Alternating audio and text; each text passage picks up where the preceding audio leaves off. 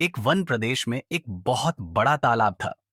हर प्रकार के जीवों के लिए उसमें भोजन सामग्री होने के कारण वहां नाना प्रकार के जीव, पक्षी, मछलियां, कछुए और केकड़े निवास करते थे।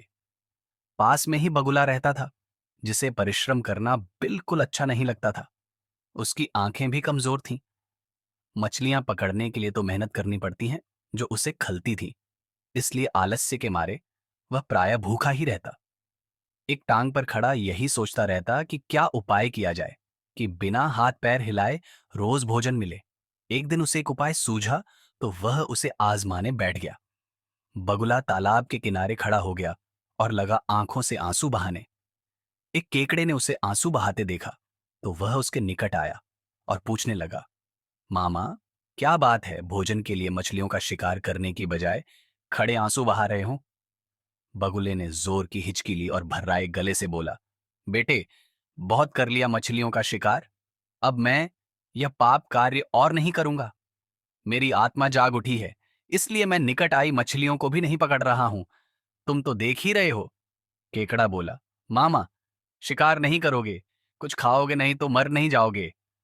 बगुले ने एक और हिचकी ली। ऐसे जीवन का नष्ट होना ही अच्छा है बेटे, वैसे भी हम सबको जल्दी मरना ही है। मुझे झात हुआ है कि शीघ्र ही यहाँ 12 वर्ष लंबा सूखा पड़ेगा।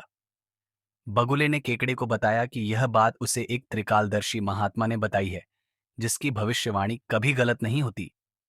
केकड़े ने जाकर सबको बताया कि कैसे बगुले ने बलिदान व भक्ति का मार्ग अपना लिया है और सूखा पड़ने वाला है।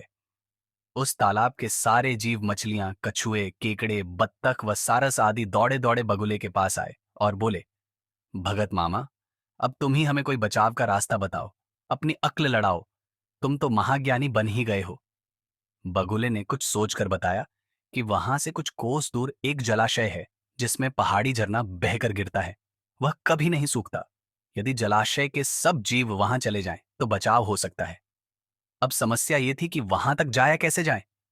बगुले भगत ने यह समस्या भी सुलझा दी। मैं तुम्हें एक एक करके अपनी पीठ पर बिठाकर वहां तक पहुंचाऊंगा, क्योंकि अब मेरा सारा शेष जीवन दूसरों की सेवा करने में ही तो गुजरेगा। सभी जीवों ने गदगद होकर बगुला भक्तजी की जय के नारे लगाए।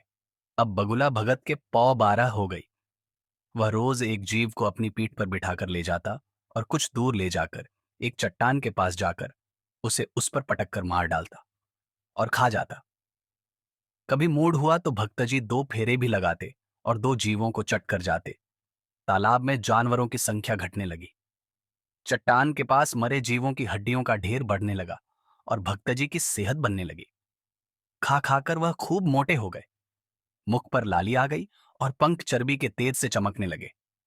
उन्हें देखकर दूसरे जीव कहते, देखो, दूसरों की सेवा का फल और पुण्य भक्तजी के शरीर को लग रहा है। बगुला भक्त मन ही मन खूब हंसता। वह सोचता कि देखो, दुनिया में कैसे कैसे मूर्ख जीव भरे पड़े हैं, जो सबका विश्वास कर लेते हैं। ऐसे मूर्खों की दुनिया में थोड़ी चालाकी से काम लिया जाए तो मजे ही मजे हैं। बिना हाथ पैर हिलाए खूब दावत उड़ाई जा सकती है। बहुत दिन यही क्रम चला। एक दिन केकड़े ने बगुले से कहा, मामा, तुमने इतने सारे जानवर यहां से वहां पहुंचा दिए, लेकिन मेरी बारी अभी तक नहीं आई। भक्त जी बोले, बेटा, आज तेरा ही नंबर लगाते हैं। आजा, मेरी पीठ पर बैठ जा। केकड़ा खुश होकर बगुले की पीठ पर बैठ गया। जब वह चट्टान के निकट पहुंचा, तो वहां हड्डियों का पहाड़ देखकर केकड़े का माथा ठनका। वह हकलाया, यह हड्डियों का ढेर कैसा है? वह जलाशय कितनी दूर है मामा? बगुला भगत ठांठा करके खूब हंसा और बोला, मूर्ख, वहां कोई जलाशय नहीं है। मैं एक एक को पीठ पर बिठाकर यहां लाकर खाता रहता हूं। आज तू मरेगा। केकड़ा सारी बात समझ गया। वह सिहर उठा, परंतु उसने हिम्मत न हारी और तुरंत अपने पंजों को आगे बढ़ाकर उनसे दुष्ट बगुले की गर्दन दबा दी और तब तक दबाए रखी जब तक उसके प्राण पखेरु न उड़ गए। फिर केकड़ा बगुले भगत का कटा सिर लेकर तालाब पर लौटा और सारे जीवों को सच्चाई बता दी कि कैसे दुष्ट बगुला भगत उन्हें धोखा देता रहा।